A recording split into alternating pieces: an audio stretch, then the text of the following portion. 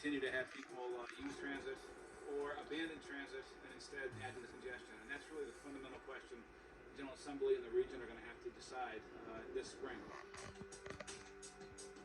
Without additional operating funds from the Illinois legislature, the CTA will be forced to take drastic steps to balance its budget by the end of the year. A daunting prospect when you consider the tremendous infrastructure investments the CTA has made in recent years, improvements that have contributed to ridership increases.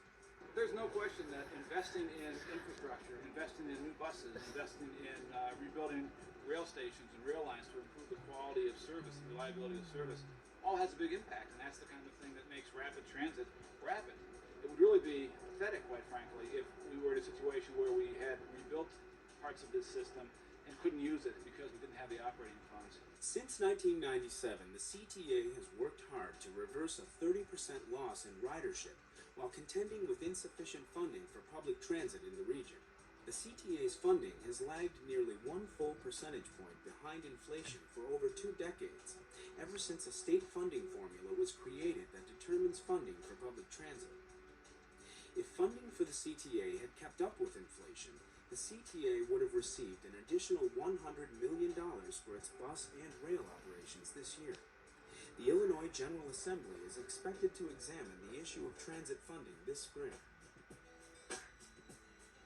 The CTA continues to prove its dedication to customers by providing service that is on time, clean, safe, and friendly, a fact reflected in the steady growth in ridership.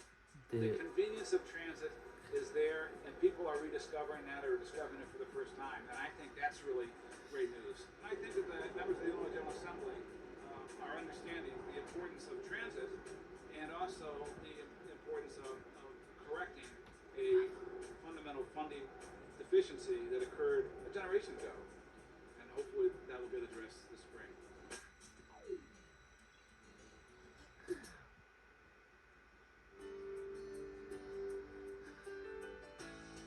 The CTA's 150 bus routes are being made fully accessible this spring.